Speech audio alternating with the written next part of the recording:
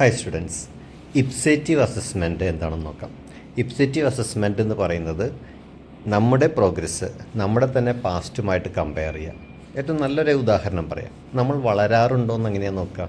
ഉയരം വയ്ക്കാറുണ്ടോ എന്ന്, കുട്ടികളുടെ ഉയരം വയ്ക്കാറുണ്ടോ എങ്ങനെയാണ് നോക്കാം? കുട്ടിയുടെ പ്രീവിയസ് ഉയരം നമ്മൾ മാർക്ക് ചെയ്തിട്ട് അതിനേക്കാൾ കൂടുതലും ഹൈറ്റ് വെച്ചിട്ടുണ്ടോ എന്ന് നോക്കുന്ന ഒരു പ്രോസസ്സാണ് നമ്മൾ ഹൈറ്റ് മെഷർ ചെയ്യാൻ വേണ്ടി, അല്ലെങ്കിൽ വളരുന്നുണ്ട് എന്നതിൻ്റെ എവിഡൻസ് ആയിട്ട് എടുക്കുക. ഏതാണ്ട് ഇതേ അപ്രോച്ച് എഡ്യൂക്കേഷനിലും കൊടുക്കാം. ആ കുട്ടിയുടെ പ്രീവിയസ് ക്ലാസ്സുമായിട്ട് കമ്പയർ ചെയ്യുമ്പോൾ ഇപ്പോഴത്തെ ക്ലാസ് എത്രത്തോളം ബെനിഫിറ്റ് ഉണ്ട്. എന്തായിരിക്കും ഇതിൻ്റെ പ്രയോജനം?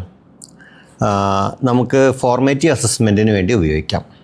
ഓക്കെ, ഒരു ടീച്ചർ ഒരു കുട്ടിയെ ഒരു ലേണിംഗ് നടത്തിക്കൊണ്ടിരിക്കുന്നു, റൈറ്റിങ്ങിനോ അല്ലെങ്കിൽ സ്പീക്കിങ്ങിനോ. അപ്പോൾ അതിന് പ്രോഗ്രസ് ഉണ്ടോയെന്ന് എന്തുമായിട്ടാണ് കമ്പയർ ചെയ്യുക? പുറത്തുള്ള ഒരു സ്റ്റാൻഡേർഡുമായിട്ട് കമ്പയർ ചെയ്യുന്നില്ല, ഈ കുട്ടിയുടെ പഴയ പെർഫോമൻസുമായിട്ട്. ഇനി ഒരു സ്പോർട്സ് ട്രെയിനർ അദ്ദേഹത്തിൻ്റെ സ്റ്റുഡൻസിന് എങ്ങനെയാണ് പെർഫോമൻസ് ഉണ്ടോ എന്ന് ഉറപ്പ് വരുത്താം? അവരുടെ പാസ്റ്റ് പെർഫോമൻസിനേക്കാൾ ബെറ്റർ ആയിട്ടുണ്ടോ, കഴിഞ്ഞ ആഴ്ചത്തെ കൊടുത്ത ട്രെയിനിങ്ങിനേക്കാൾ അന്ന് ഉണ്ടായിരുന്നതിനേക്കാൾ കൂടുതൽ പെർഫോമൻസ് ഇന്നുണ്ടോ എന്ന് നോക്കുന്നു.